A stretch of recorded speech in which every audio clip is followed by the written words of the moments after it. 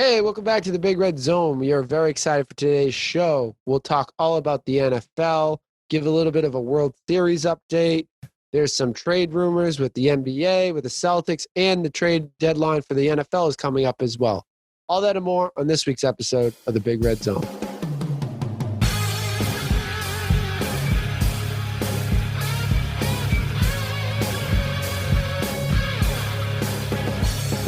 Welcome to the podcast. It's the Big Red Zone. I'm your host, Big Red. As always, I am joined by my good friend, producer John. Yes, sir.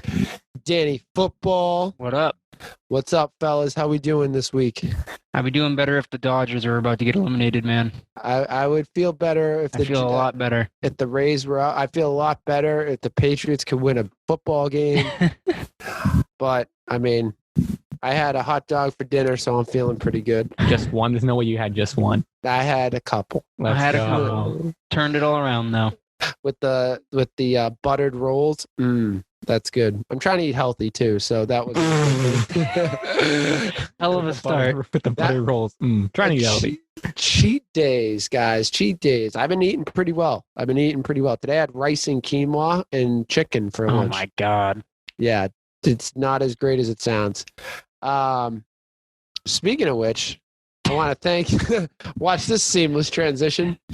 I want to remind everyone that's listening, go follow us on Instagram and Twitter at Big Red Zone. If you're watching us on YouTube, make sure you hit the like button on this video and go subscribe to the channel so you can get updates on all our other videos. Also, leave us a review on Apple Podcast and let us know what you think of the show. And fellas, what am I going to say? Tell a friend. Tell Danny Football, A+. Every goddamn week, tell a friend. Tell a friend. Would stop saying it if you finally tell a friend. Just one. Not even two. Just one. Just one. If it was two, it would be tell friends.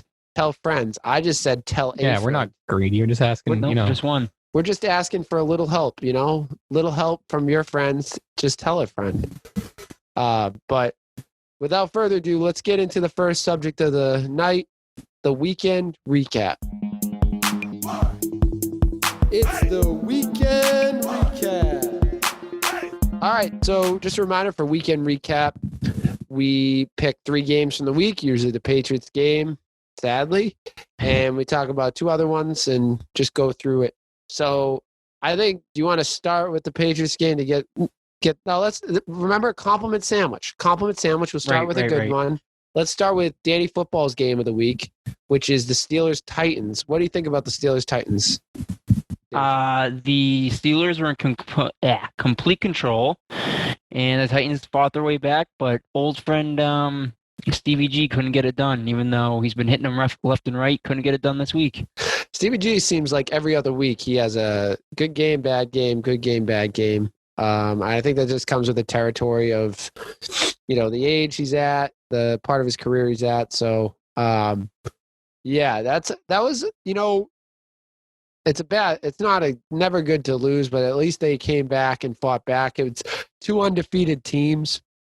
What I get out of this game is the Steelers are real, I mean, you knew it before, but they're a real contender in this league, in the AFC, I mean.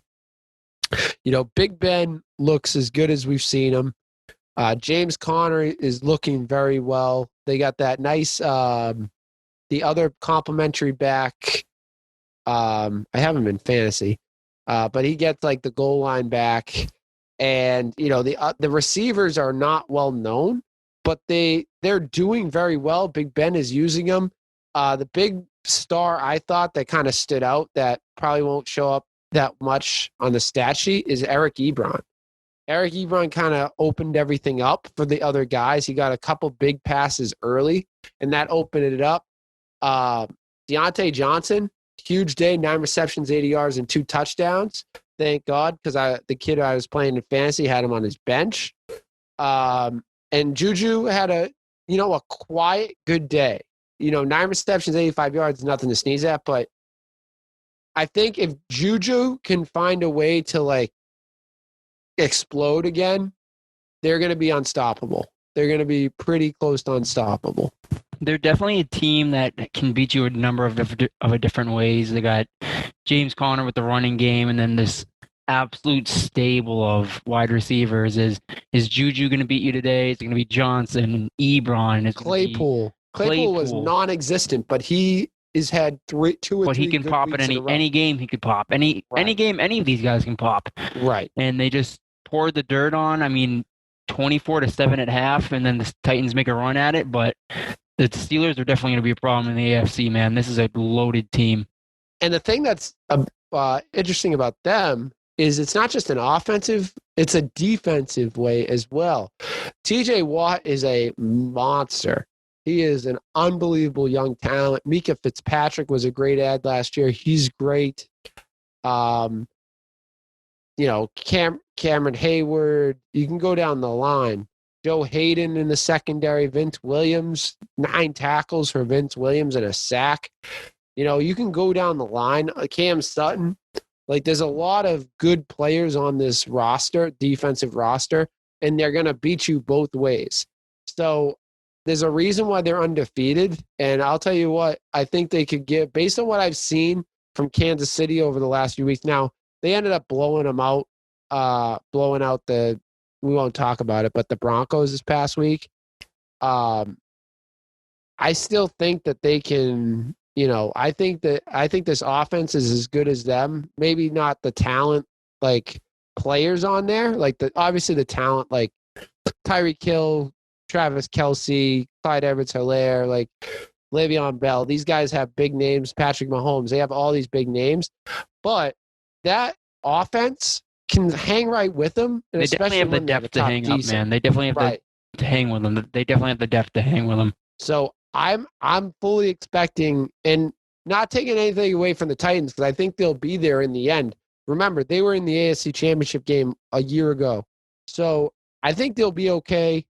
Titans just, they were there. They had a chance. You just lost that one. So I think they're going to be okay. The Steelers are going to be contenders, and they'll be both in it at the end, fighting it out in the AFC. A team that sad to say, I had a lot of faith in, and I'm not leaving my team behind, because this is what we call the cleansing. All the fake Patriots fans are going to be leaving, but a team that the light is starting to dim on a Patriots playoff run this year. The New England Patriots threw up a stinker in Gillette. Danny, I know we talked before the show. You are pretty fired up about this one. This one's pretty bad. I'm fired up as well. John was asking my opinion earlier about the game, and I was like, what do you think? It was bad. But this game was atrocious. What are we thinking, Big Red? Is this the worst loss in the Bill Belichick era? I feel like I've said this a bunch lately. We've had the Miami Miracle. We've had the KC game. They're not good anymore. But the difference between those two games and this collapse is there's been one person on the offensive side that you're like, all right, things are going to be okay, and that's Tom Brady. Those times I knew going into next week we had Tom to be there to bail us out. This time, we don't. We don't have him. He's throwing 5 touchdowns a game in Tampa right now, and we have who I don't want to start dumping on. I don't think I'm ready to start dumping on him, but we have Cam with a bunch of guys that I have no idea what their names are. Julian Edelman looks like he shows up at halftime during each game. They're not even looking at him. Bird is playing out of his mind, but is not like great. N'Keal Harry is awful. It's like he's got to be like, it's got to be put up or shut up time for him. And Jacoby Myers is an undrafted, and he's playing well for what he is, but he's not a top receiver. They need weapons, and that is the biggest complaint with Bill. Is we've been saying it for years now, and we're starting to see it because Tom's not here, is we need people offensively that are weapons. We don't have a tight end. The first tight end that we drafted has not been healthy all year. He's healthy this year, and this game, and he's a healthy scratch. Like, I don't understand it. So it's very disheartening. And I think this is, to answer your question in a long-winded way, this is probably the worst loss I've seen in the Belichick era. because it's just there's before when he's been blown out, there's been a light at the end of the tunnel and been like, all right, we'll come back next week. I don't see that light. You're playing a tough Bills team next week that needs a win. I have faith because I'm a Pats fan through and through, but they need to start. I said it last week, and I'm going to keep saying it. They got to start winning games unless they want to tank. If they want to tank and try to get Trevor Lawrence, then I hate it. I hate that, but I understand it. But I don't think they're tanking. I just think they're bad. I think they're playing awful. So I do agree with you. I do think this was the worst loss under Bill so far. Worse than the KC loss, just because this just felt hopeless. Like I felt like we were never in this game. From the opening drive, Jimmy G just shoves it right down our throat. Jeff Wilson Jr. goes off for 112 yards, scores 3 touchdowns. The defense couldn't stop anyone. The offense couldn't get going. It's 23-3 at half, and I mean, there was just no hope, man. And Danny, that's kind of the most disheartening part is everything that we've said, at least what I've said going into the season when I said they're going to be like a 10-6, 11-5 team, you know what I mean? Maybe better, is I still have faith in the defense. The defense looked horrendous. Yeah. They looked bad. And they should be playing better. They have good players on that team. Now they lost a bunch of players, but Gilmore looks like he lost a step from last year. Am I wrong to say that? Gilmore doesn't look as like top, not like he's still really good. Don't get me wrong, but like everyone on the defense, and you point to Gilmore more because he's the reigning defensive player of the year, but everyone looks flat, and I don't understand it. I really don't. The whole secondary looked flat. I mean, Brandon Ayuk had 115 yards. Debo had 65. Kittle had 55. I know it was more of a run game, but still, you're letting Brandon Ayuk go for 115. Yeah. It was just no effort, no heart on this team yesterday. I mean, you see Cam throwing picks. You see Jarrett Stidham struggle. There's no hope, man. Tom Brady's not walking through that door to turn the season around like he did a couple years ago. He's not walking through that door. Take it easy, Rick Pitino. All right, take it Larry easy. Bird isn't walking through that door. Yeah, but Tom Brady, he's gone and he's not coming back. And this is just the team we have. And man, it's not looking like it's going to be a playoff team. It's looking like it's going to be a lower level team. And now that's something we're going to have to get used to. Now, I'm not ready to write it off. Like I really am, and this is kind of like, you know, it may be a little bit Homer in me. I think next week is do or die. I think next week is the you either win or your season's over. 2-5, it's in the dirt. Yeah, I mean the Jets, you don't have to worry about. They're winless right now. But we're second to last. How often are we second to last going into November? Never. You got the Dolphins that are a game up on you, which I have faith. We beat them once. We'll beat them again. I have faith in beating the Dolphins. The Bills is a big game. If you can win the division, if you can stay in it and win those couple games late, they were with the Seattle and KC. They can win a couple of these tough games. I think I still have faith in them, but they got to figure it out on the defensive side first. Like, don't get me wrong. The offensive side was awful. It was terrible. But I didn't have faith in the offense. I really have. I trust Cam to a point. Now it's kind of wavering a little bit. But Cam is Cam. Like, I think he's going to even out. The first couple weeks, he was really, really good. These last couple weeks are really, really bad. I think we're going to get something in the middle down the stretch. The defense has to make stops on third down. They have to get stops. They have to get turnovers. And they did get some turnovers, don't get me wrong. But you can't give up 33 points. Like, that's unacceptable. The offense also can't just get 6. Yeah, I was going to say, you got to help them out. You can't give up that many points and then not score any yourself. So next week's going to be a big test. Either they bounce back and prove that they're here, or they're just going to lay down and die. And it's going to be a 50-50 coin flip. Yeah. And are we home for that game? I mean, it hasn't mattered. We've lost at home. We're in Buffalo. The cold. It's going to snow this weekend, so may have some snow on the ground. I'm ready.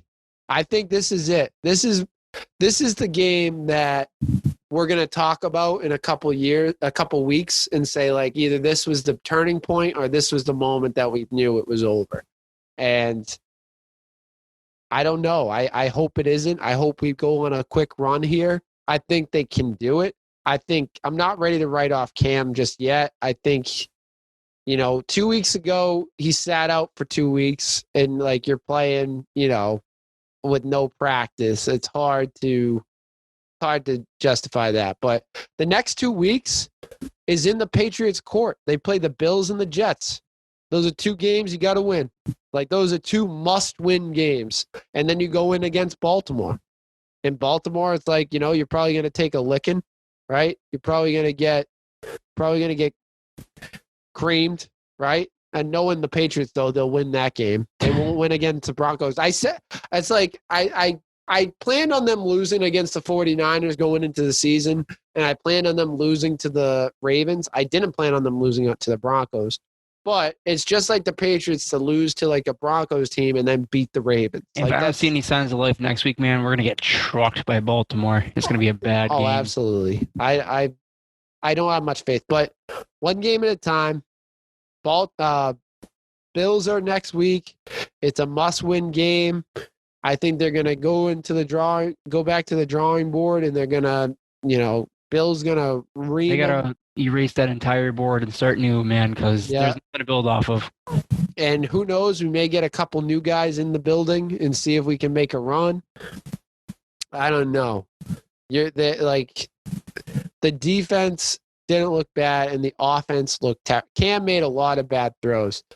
The thing about Jarrett Stidham, and if we don't improve much, I really think we need to go to Jared. And I know you're not. I think he sucks, man. I know. I'm going to go ahead and say it. I think he sucks. The one thing I give him a pass on is when you put him in cold. Like how many when you put in a guy that you get like 1-2 possessions, you sit the whole game, and then you come in a blowout situation. I mean, that's like a tough situation. Or you're in a situation like in Kansas City where you kind of need to start making plays. You're in it. This one, he wasn't in it. Like he wasn't in the game. Like there was no chance for them to come back with him coming in. But definitely roll him out if Cam is completely falling apart. But I don't think he's going to win us any more games than Cam can. I want to see Jarrett Stidham start a game from beginning to end. As ugly as it may be, I think that's going to be really ugly. And it may be very well. I think it wouldn't be as bad. But it could be the worst thing you've ever seen. You may make it to halftime and say, all right, this kid is terrible. But from what we see, we haven't seen enough. We haven't seen him.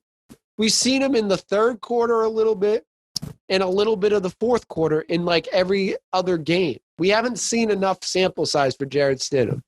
And I think a lot of people in New England, including the coaches and the staff over there, want to know what they got. And they don't know that until they roll him out for a start. And if it is over, if the Patriots, the Cam's just awful and he's not doing anything, then I give it to the kid. I think you got to let him try to prepare the week as a starter, get starter reps, go into the game knowing he's starting, and then be ready to go from the first quarter, first possession. I think it's smart because you got to see what you have. Because if you're putting your stock in Jarrett Stidham being your starting quarterback and you're not worried, like if he's terrible and you want to move off him, you got to know that going into next year's draft. Like there's no ifs, ands, or buts around it. You know what I mean? Like you got to see what you have. You totally are not sold on him at all. You want to get rid of him tomorrow. Zero stock in Jarrett Stidham. You wanted to get rid of him yesterday. I want Jalen Hurts. That's who I want. You're not Jalen Hurts. We're not going to get him. I wanted him last year. But the Eagles decided to take him super early. Like, he was my guy going into the draft, but that's not going to happen. Unless you're hoping for a veteran quarterback, which is very possible coming to New England. It's like Jarrett Stidham or, Jameis. And we'll kind of talk. We can maybe talk about that when the time comes, when at the end of the season, looking at the free agency picture and stuff like that. But, I mean, this is what we got. This is the players we got. I want to see what Jared Stidham has, but I also don't want to give up on the season. I think it's still there. You win the next 2 weeks and you go into, Baltimore 500. That gives you the wiggle room because then you have a couple games here and there. You play the Jets again, you play the Bills again, you play the Dolphins again. Like that's 3 more games you can win. And then anything can happen. If you can win the division and you get in there, I'm all about it. Anything can happen. A little team called the Tennessee Titans last year started. What was their start? They started. I could not tell you what the Titans started. They started I want to say it was 1 and some 5, 1 and 4, something like that. They had a terrible start, and our man Ryan Tannehill came in and changed everything. Is Ryan Tannehill, before we get into it, is Ryan Tannehill ready to be we start talking about him as a top quarterback in the league? No. Never. I heard someone say never. I don't know. He didn't look too good this week, but I mean, the kid, he made it to an AFC championship. I think we need the one thing I will say before we get into the next subject, which I want to get into this game because it was the game of the week. About Ryan Tannehill, I think we need to get rid of this stigma of what he was in Miami. We need to get rid of that because he's not. I think it was more. I put more of the blame on Adam Gase because he was terrible. You know what I mean? I think Ryan Tannehill's been pretty good over the last year and a half. I don't know if you're trying to say he's elite or not. Are you trying to say he's elite? I don't think he's one of the top quarterbacks in the league. I don't think he's top 5, but he's a borderline 10. Borderline. I think he's outside of the 10, but he's a borderline 10. Guy made it to the AFC Championship. I mean, you have Derrick Henry. He made it to the AFC Championship game on Derrick Henry's back, not his own. I mean, he had a good week a couple weeks ago. He's been throwing. He's a great regular season quarterback, but I need to see him actually put up some playoff numbers. I don't know. Game manager, man. Game manager. How many games? Some games, Tom didn't throw 500 yards. He is now. I don't need 500 yards out of Tannehill, but I need a couple more than 100 and maybe 200. I think he's creeping. I think he's going to be, by the end of the season, we're going to start talking about Ryan Tannehill in a different light. And I think we do need to get rid of this Miami stigma. Moving off that to the game of the week. This game was the best game I've seen in a long time. Best regular season game I've seen in a long time. The Seattle Seahawks versus Arizona Cardinals. And what a Sunday night game. That was probably one of the best games I've seen in a long time. It was 2 marquee matchup quarterbacks, Russell Wilson, Kyler Murray, 2 guys that we were talking. Zach called them out at the beginning before the season even started. Kyler was going to be an MVP candidate. Obviously, leading the train. Obviously, Russ is, a leading contender for that as well. But I'll tell you what, that was like I said, it was one of the best games I've seen. And the Arizona Cardinals didn't lead until the clock strikes 0 in that game. They were down the entire game. And unlike the Patriots, they showed a ton of grit. They showed a ton of passion and just completely stole one from the Seattle Seahawks. Never quit, man. They clawed right back in. And it reminds me of a fantasy football game that I have this week against a certain Danny Football. Kyler Murray just willing his team to victory. Of course, DeAndre Hopkins, which Billy O, nice one, trading him away. 10 receptions on 103 yards and a touchdown. Chase Edmonds had a day receiving. Larry Fitz got in the action. Christian Kirk had a couple touchdowns. The one bad thing is Kenyon Drake got hurt on that defense, but Chase Edmonds is playing so great. I think they're going to be okay. And on the other side, Seattle played really well. It was just the defense couldn't get a stop. That's been the story all season, man. The Seahawks defense can't help Russ out to save their life. The Legion of Boom is done, and Russ did throw 3 picks. Let's not forget that. He threw 3 picks in that game, which are on him. But that's gotta be a crushing loss. That's a hard injury. That's in the division loss too. That's a very tough loss to take back to the room after this into next week. I think they're going to be okay. Seattle is one of my favorite teams in this league right now. I love Russell Wilson. Tyler Lockett. Have a day, young man. Have a day. I love you. He's on my fantasy football team. He's actually on producer John's fantasy football team as well.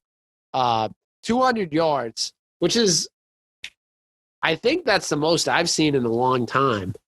That's got to be like so close to a record up there for a receiver, right? Let's see what we got. 200 yards. Game. Well, 15 receptions, 200 yards, and 3 touchdowns. Like, holy shit. Get this man a contract. He is. You want to hear the top 4 most yards in a game? What's it, 500, 400? Flipper Anderson, I don't know who that is, had 336. Was that when they were playing without face masks? Calvin Johnson, 329. 329. Yeah, Megatron. I'd believe it. That was probably on Thanksgiving. Oh my God. Yeah. The Lions always play well on Thanksgiving. Big game for Lockett. Big game for Lockett. Not historic, but big game. That's a big game. 200 yards is like unbelievable. 200 puts him. And 3 touchdowns? That's like unheard of. That's nuts. 200 doesn't even put him in the top 50. Yeah, I'm sure there's been like big games from other people, but 200 is like the most I've seen in a long time from other players. Like normally, I've seen a ton of 100 yards, but 200 yards is a lot. Plus the 3 touchdowns. But so I think one thing that needs to be said is, and is Zach correct? Does this game kind of help Kyler Murray's case for being a legit MVP candidate? I think this definitely puts him in the conversation. If they lost this game, I think it would have definitely swung it more towards Russ. But I think Kyler taking this one and stealing one from Russ kind of, I'm not going to say he becomes the front runner, but it definitely gives him more of a push. Yeah, I think it puts him in the conversation. And I think it gives him confidence to go into next week. There's still plenty of football to be played. Plenty of football left. That's why I'm not writing out the Patriots. There's plenty of football left. I think it puts him, I think you're right. It puts him in the conversation. It gives him some confidence going into the next week. It's wide open from what I see. I think it could be, Mahomes has kind of trailed off in his stats. He's still great, but I don't think he's going to win the MVP. No. It's right now Russ's race to lose, but also Kyler's kind of jumping up in there. Who else? I'd say he's the number 2. I'd say Lamar. I'd say Kyler is the number 2. I'd say Dak was the front runner before he got Dak or Russell were like 2 of the front runners before he got hurt. But it's kind of a one-man race right now. He's got a pretty decent lead on him, but Kyler just shot up there to number 2. So we'll see. There is a trend. The second-year QBs to win the MVP. There is a trend. 2 years in a row. That's what I was saying, man. Right before the season started. Watch out. Numbers don't lie. So that was our weekend recap.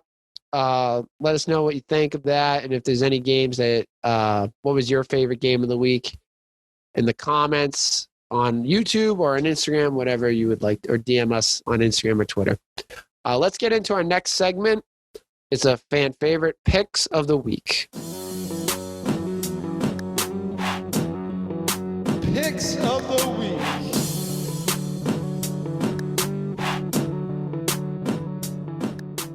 All right, so this week, picks of the week.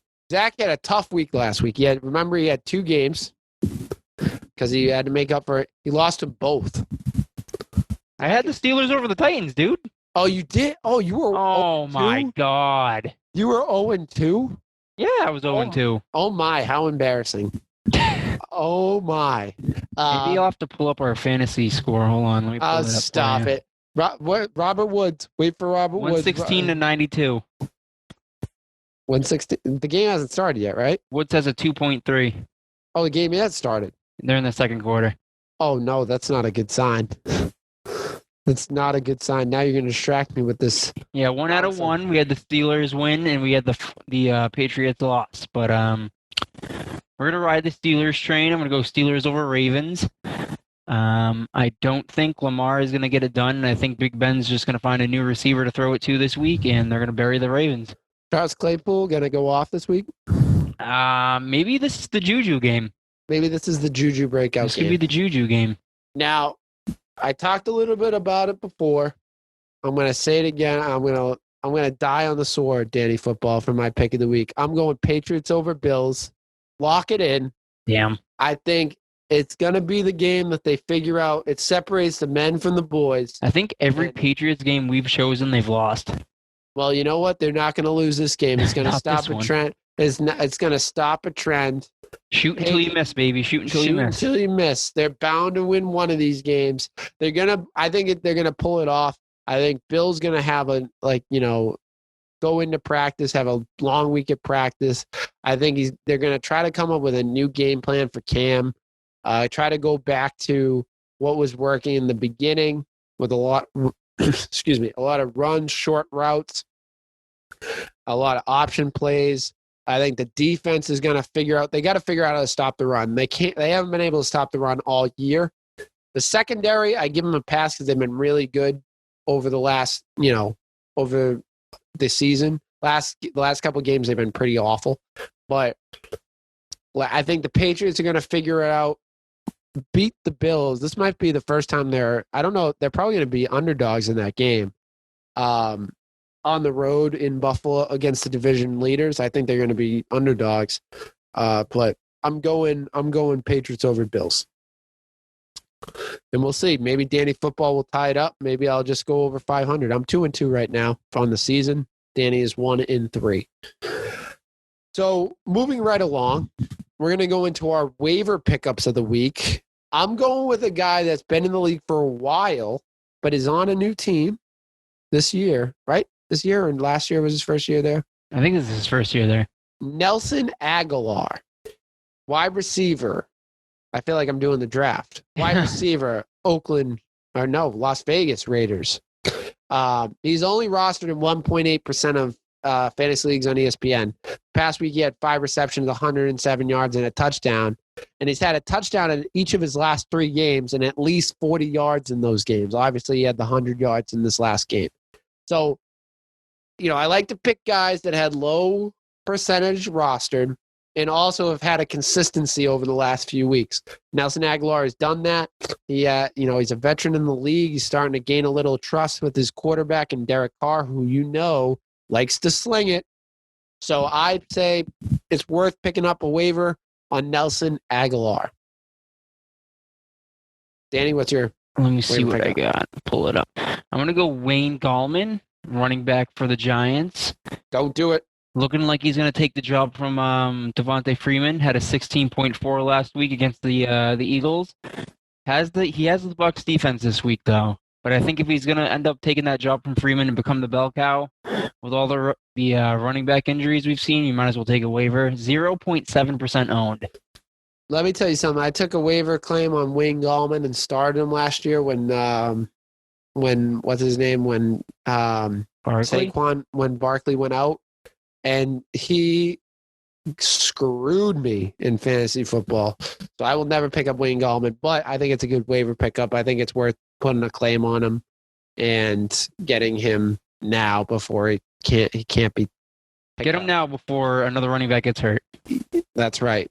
You want to, when we're on the NFL, let's go. We'll do a quick update. We'll get back to we'll circle back around to the NFL. We're going to do a quick update. We talked about it last episode. World Series update. The Dodgers right now are up 3-2. Game 6 tonight. They could clinch it. The World Series tonight. Can the Dodgers finally do it? I don't think so. But my prediction. I don't want them to, man. My prediction. Why do you not want them to? I'm not. I don't want the Dodgers to win. I don't want Mookie to win. I don't want the Dodgers to do it, man. You're salty about Mookie? I'm salty about salty about the trade. I'm salty that the Dodgers are such a better run organization than the Red Sox are, man. It sucks. I'm hearing some rumors that Mookie never wanted to stay.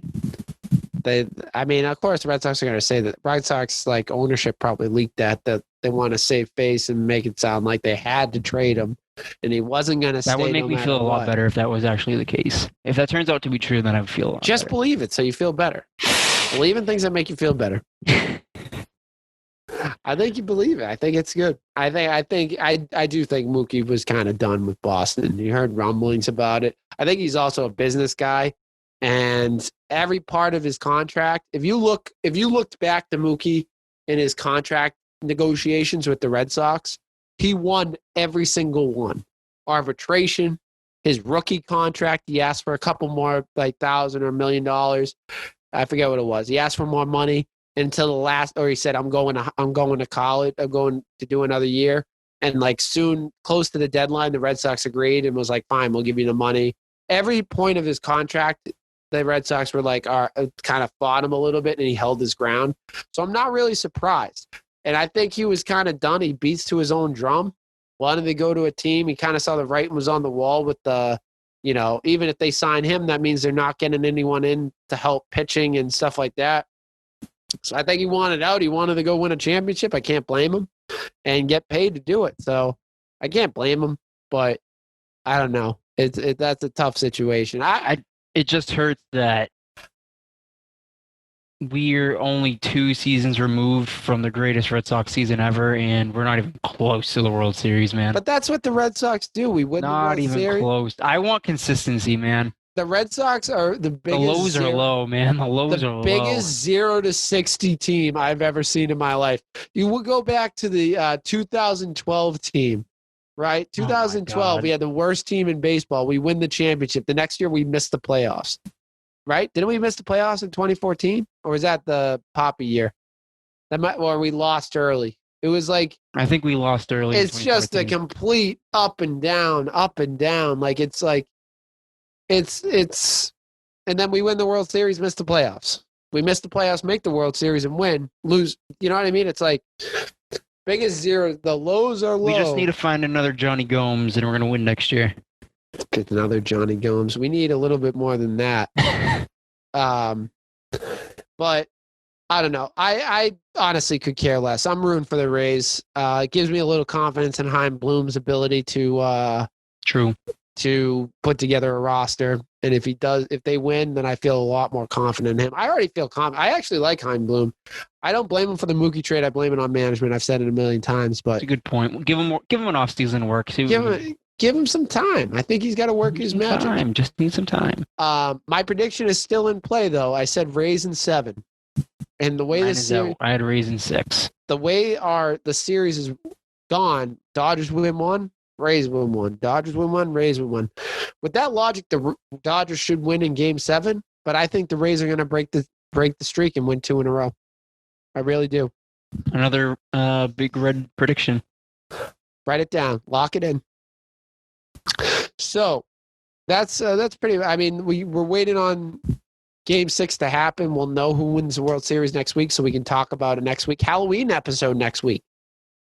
We'll have to talk about that at the end of the show. It's the episode right after. No, it's actually this is the Halloween. This should have been the Halloween episode. Boo, spooky. Whoa! I should have wore a costume. That's disappointing. I'll go throw a mask on real quick. Hold on. Okay. Halloween this Saturday? It's Saturday, yeah. Oh, jeez. This Saturday, baby. I was thinking. I have 2 costumes ready to go. It threw me off. I'm still trying to figure it out. So that's a World Series. We'll talk about it next week. We'll see if I was right. We'll see if the Dodgers pull it off. We'll have to wait and see. All right, moving on to the next subject. We're touching on everything today, which is awesome. We're going to talk about the Celtics a little bit. We've kind of tabled the Celtics for a little bit after that crushing loss in the playoffs. But Time heals all wounds, man. Time heals all wounds. We've heard some rumblings of a possible trade. The Celtics are rumored to be in touch with the Pacers. The Pacers are interested in Gordon Hayward, and it's rumored that they are offering Victor Oladipo, who is a free agent coming up after next year. He's not a free agent this year. He's a free agent next year. And Miles Turner. Danny Football, first initial reactions. What do we think about because I'm a fan at the right price. I'm actually okay, and I love Gordon Hayward, but if you can get Victor Oladipo and Miles Turner, 2 guys that are possibly capable all-stars on your team, I think it's a no-brainer. That's kind of where I fall as well. I mean, I'm a huge Gordon Hayward guy. Not as much as you. He's a good friend to you. We rode the same plane. We take planes together back to Boston. What can I say? But yeah, I mean, Oladipo and Turner. That's a pretty good package from what I can We see. hang out at the airport. I know Oladipo is a little injury prone, but so is Hayward, and Turner he's kind of the big that you need. He's a solid center. I'd say he's better than any option we have right now. As much as I love Time Lord, they just haven't developed him as much as I want them to. So, with a grain of salt, I think I would take it. Honestly, I think I would do it. Now, I that's why I would take it. Victor Oladipo is also younger. I think he's carried it. Not to say Gordon Hayward hasn't, because Gordon Hayward did carry a team, but it's been a little bit since he's carried a team by himself. Oladipo is 28. How old's Gordon's in his early mid 30s. Gordon Hayward. So I think, and also you're getting Turner as well, which he's 30. So he's a bona fide starting center. You know what I mean? He's gonna be a guy that you can slate to start every. Miles Turner is 24. Yeah. So, and he's young. Yes. So I would take that. Now here's what it gets tricky. What are you gonna offer the Pacers that equals the pay as well as the equality of the trade? We're talking, shout out Jack Moran. Jack Moran and I were kind of talking about this the other day, and he was saying, he suggested that they do VP, Hayward, Romeo, and a pick. There is no way that the Pacers are going to accept that. There is no way that they would take that. And Enes Kanter, excuse me. There's no way they're going to take that trade. There's hands down. If they're trading for Gordon Hayward, they're not trading to win now, right? They're trading away their the two studs. And unless they really believe in what they have, and Gordon Hayward's going to be the guy they're trying to bring in another guy, like another veteran. Right. But they also are going to want some picks. Right. I think they're going to probably start by asking for 3 or 4 of the Celtics picks. I wouldn't do that. We have 3 first-round picks. I think they're going to try to get all 3. I would do it for 2 in Romeo Langford. I would do it. I would do it for that. Plus Gordon, and then you throw in VP or whatever for salary purposes.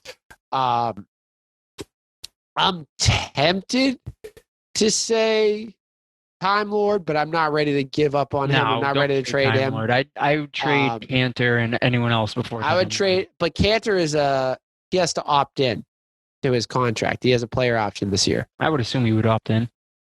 He may not if he's not going to play.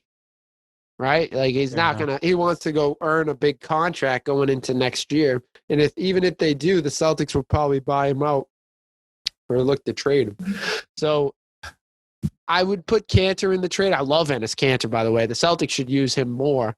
But if it means getting Turner, the guys I don't want to lose, obviously they're not going to put Jaylen Brown or Jason Tatum in that trade. There's obviously no ifs, ands, or buts. They're not putting him in. They're probably not putting Kemba in the trade. No. The one guy I hope they don't, and I'll be kind of ticked off about it, is Marcus Smart. Marcus Smart makes you a content, elevates your play, elevates the intensity. He's a defensive player. He's my defensive player of the year. He should have been. He's the big red defensive player of the year. He's the big red defensive player of the year. Marcus, if you want a T-shirt, I'll get you one. But I just think he changes the game. So I would say those 4 guys I wouldn't trade for him. Put in the trade, and then you start throwing in your Tices, your Time Lords. I'd trade I'd throw Tice. I'd put Tice in before Williams. It gets close. If it means getting Turner and that's the deciding factor, I'd put in Tice. And then you have Time Lord as your backup. And get more. Tice is a little more valuable. So, Grant Williams, I kind of get easy, but it depends on what you're getting back and depends on if you're giving 1 pick or 2. Romeo Langford, I would say that's fine. He's a young stud and not really a spot on this team right now, the way it's constructed. And then obviously a draft pick. I'd rather give up a draft pick and get 2 and get two bona fide studs than take a chance in the draft. We've never used our draft picks effectively in trades.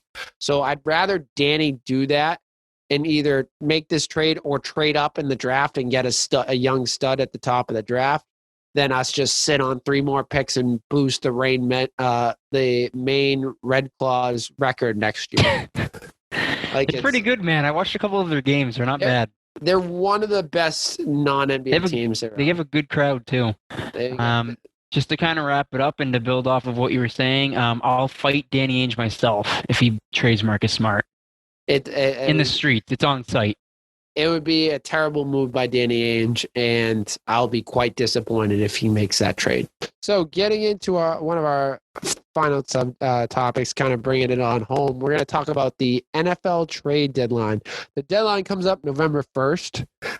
So next week's episode, when we're recording, we'll either, depending on what day we record, we'll either be right in the midst of it or right after it ends. So we'll give our reaction next week to what happened. But for looking at the Patriots, I mean, who's on the block? I mean, I have a couple targets, and I know Zach has a couple guys that he thinks could be on the block. But first guy, who do you think, Danny Football, is going to be on the block for the trade deadline? Looking at this team, really no one should be safe given how it's looking so far. You threw a couple good names on there. My guy right now is Cam. It might be time to see what we can get for Cam, especially with the Cowboys having a quarterback situation, and definitely a couple of other teams looking for a solid veteran presence. So maybe selling Cam for maybe a draft pick or two, maybe a guy, who knows. But I think if someone's calling for Cam, you definitely take the phone call. Now, I kind of like that idea with the Cowboys, at least. You know, as a guy that I think they could get out of there is maybe two. Is either you get a pick in Michael Gallup or a pick in Schultz. Gallup's been non-existent on their team. The quarterbacks that they have aren't using him. They're using CeeDee Lamb and they're using, obviously, Amari Cooper. So I think you can get the wide receiver out of Cam or even trading a pick over there. I think they could do something about it. Another guy that's on the trade block that I think could go is Joe Thuney. I mean, we've heard it all year. I'm less likely to say Thuney just because of how banged up that offensive line is. I don't think they can literally be competitive at all without him on the roster. But at the same time, if they don't plan on signing him, it's time to try to see what you can get for him. I love Joe Thuney. I think he's one of the most important players on that team right now. But I mean, he's a guy that you could end up seeing going at the trade deadline as well. I was honestly surprised he didn't go in the offseason. I thought, and that's why I say, like, if he was going to go, I think he would have went in the offseason, but it's very possible he gets traded. The other couple names that we've seen on here is Jules, who I don't think you're going to get anything for him. So at that point, is it worth trading him away? I don't think so. No. And the other guy is Gilly. Like, you could probably get a good return for Gilly. Gilly's contract is up. Like, they had to rework it this year, and they rewarded him and paid him for winning Defensive Player of the Year. They reworked it to give him more money. I think he's supposed to make $7.5 million next year. So I don't know if he's going to want to play for that. He could opt out and not try to play. Like do his contract sit out like a lot of players do. But I think if you don't intend on re-signing him and giving him the money he deserves, now's the time to act and try to get some big-time return for him. But I don't want to see Gilly go, to be honest with you. But if you're going to start fire selling, man, you might as well clear house. Exactly. Now, on the other side of that coin, some guys who you think they'll target. I just mentioned Michael Gallup. I think we already talked about him. Could we see a trade for Matty Ice? They make a trade for, trade Cam away to get Michael Gallup. Maybe you make a trade down to Atlanta. They're a dumpster fire right now. Maybe you get Matty Ice for a pick. I don't know. I don't think it's going to happen, but it's definitely a possibility. I don't know if Atlanta would do Matty Ice at the trade deadline. I think that's more of an off-season move. Julio could definitely be a name that can go during the trade deadline. Yeah, I know you threw his name in there. My two to look for were AJ Green. I think the situation with him in Cincinnati is deteriorating faster than we thought. I wouldn't be surprised if he moves. And then Michael Thomas, man, he's starting to overstay his welcome down in New Orleans between getting disciplined and all these injury issues. I don't know if the Saints might start looking around at teams who might want to ship off some stuff for Michael Thomas. So those are going to be my two names. There's AJ Green and Michael Thomas. The thing I'd say, AJ Green definitely has some possibilities. But the one thing I will say, the last few games, Barrow's been looking his way.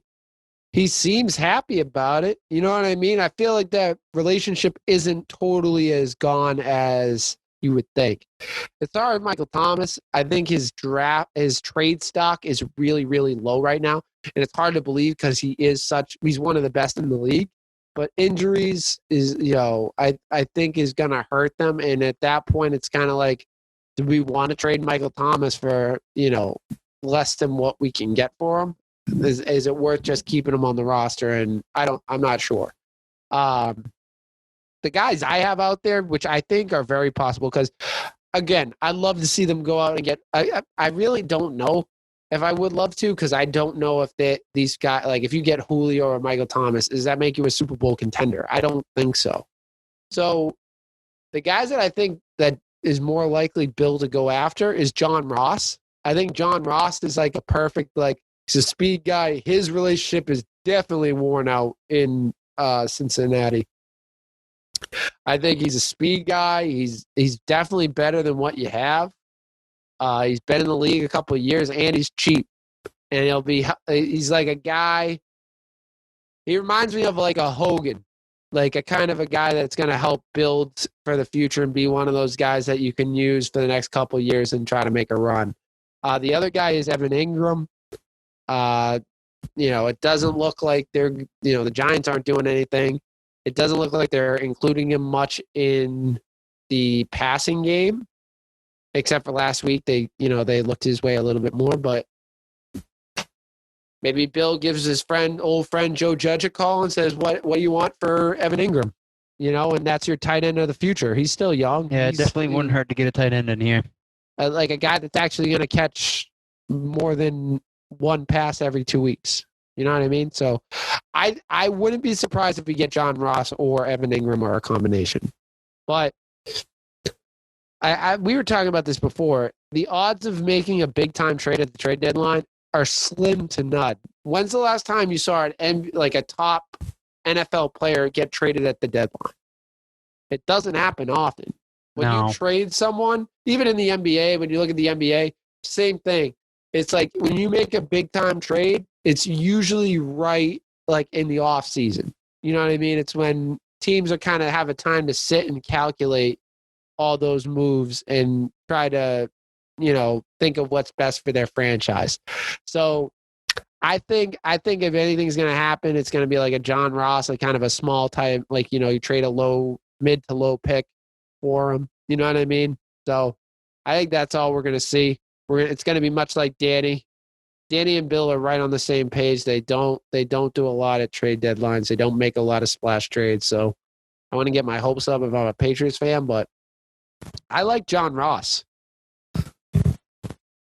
I think he'll fit in nicely. And Evan Ingram, I'm a little higher on because I think he fits the need a little bit higher. I mean, we need wide receivers, but anything on the offensive side will help. Any sort of regression from Bill will make me feel better about the season. Yeah, he's going to tinker. Don't get me wrong. He's going to make a move. He's going to tinker at the deadline. It's just I don't think it's going to be as big as like everyone's saying. When we're back on the NFL, I think it would be crazy and foolish not to mention this. We have to mention this. And it wasn't I can't believe we didn't have this in the thing, and I just thought of it. AB. Antonio Brown to the Tampa Bay Buccaneers. I know it was like kind of earlier in the week, last week, but initial reactions, Danny Football, from when we're on like the It seems like everyone just wants to stop playing football and then play with Tom Brady down in Tampa. They're all ring chasing at this point. It's insane. It's turning into the NBA. Honestly, I think he's going to be good down there. I really think, as long as they can keep his it might be another Leonard Fournette situation where there's too many wide receivers to feed. Oh, don't get me wrong. I'm not talking from a fantasy perspective. Like I don't think it's going to be a hit or miss week with now every Tampa wide receiver. He's going to hit a couple weeks, but especially with Chris Godwin's injury and his injury history. Mike Evans has been, had some battling some injuries, but AB definitely adds some life to that offense. Gronk they're looking Gronk's way. Thanks for telling me that he's a blocking tight end and I drop him and now he's a passing tight end. Thanks, Bruce Arians. But I think it definitely doesn't hurt them. I don't think he's going to make 1,000 yards. He's not going to have 1,000 yards and 100 catches, but I definitely think I think that they just keep adding another piece to the championship puzzle. And I still am staying on my belief they will not win the Super Bowl, but they're definitely tooling up for a big, loading up for a big playoff push. But that's what we got for topics. We're going to get into our final topic of the night. It is the people's topic. It's the people's topic, baby! People's topic.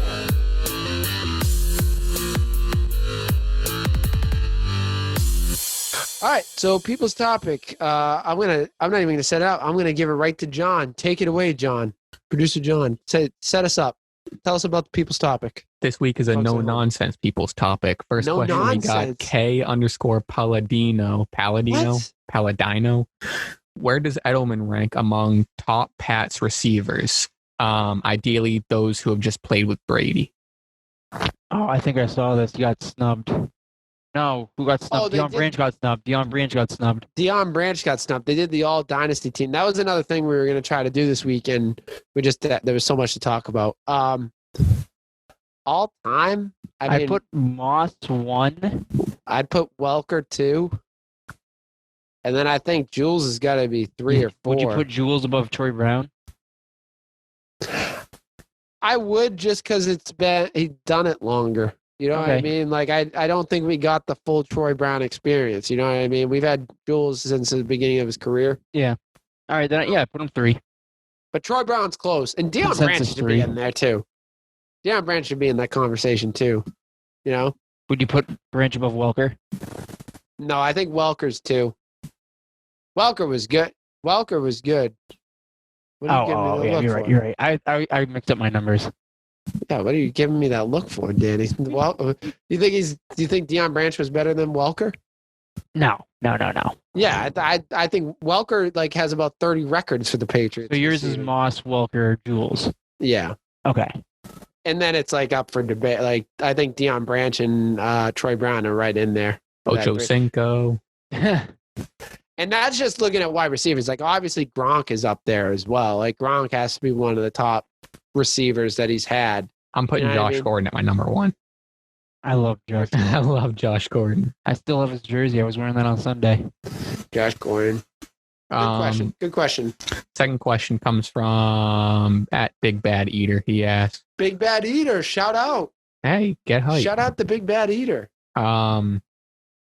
If Cam Newton wasn't on the Patriots, who do you think would be the quarterback for the Patriots right now? Jared Stidham. Well, I guess more of the question is who would you choose right now to be the Patriots quarterback if it wasn't Cam? Tom Brady. If you choose any, okay, well, all right, not Tom Brady. I would run it back with Tom Brady.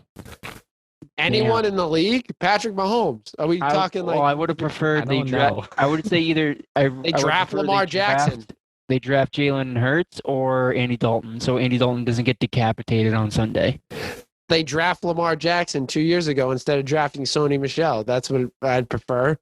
I I mean, there's a lot of people. You could have signed Jameis Winston. I think they were so sold on Jared Stidham, and then Cam came available at the end. I think it would have been Jared Stidham. If we could have made a deal for someone realistically, I would have liked to see them really like hit on the Aaron Rodgers like out of Green Bay train, or the Deshaun Watson, like the absolute demise. Man, I wish they capitalized on that before he signed that huge extension. So, I mean, I'd rather see Tom Brady in here, but. All right, next two questions. Thanks, Chad. Do you know who the next two questions are from? I think we all know who the next two questions are from. Are they both from the same person? Yes, sir. Oh my god! Oh, are we making up for last week? Last week, we skipped it. Yeah. First question, a week old from. Give him a shout out. I'm getting there. Get a shout out from Joseph_Celia. Oh my goodness, I missed you, Joe. Who wins the next Boston Sports Championship? That's a great Joseph Celia. Nothing but bombs coming from this guy. Next Boston champ. I think the next closest is the Celtics. Celtics. The Celtics better win a championship next. I'm literally going to lose my mind if they don't win a championship. I think the Bruins window closed. They can definitely. They lost some key people. They can open it again, but I think their window's closed. The Pats are looking out now, and the Red Sox are probably a year or two away. So I'd say the Celtics. No, the Red Sox, though, they'll win next year. Hey, fun fact. Every time I've graduated or left a school, the Red Sox have won a World Series. Are you saying you're quitting your job next year? No. I'm supposed to get my master's in the spring. Oh, so there you go. We'll be back on track. I think they should. If you have money, I would put it on the Red Sox to win. All right, I don't know. So.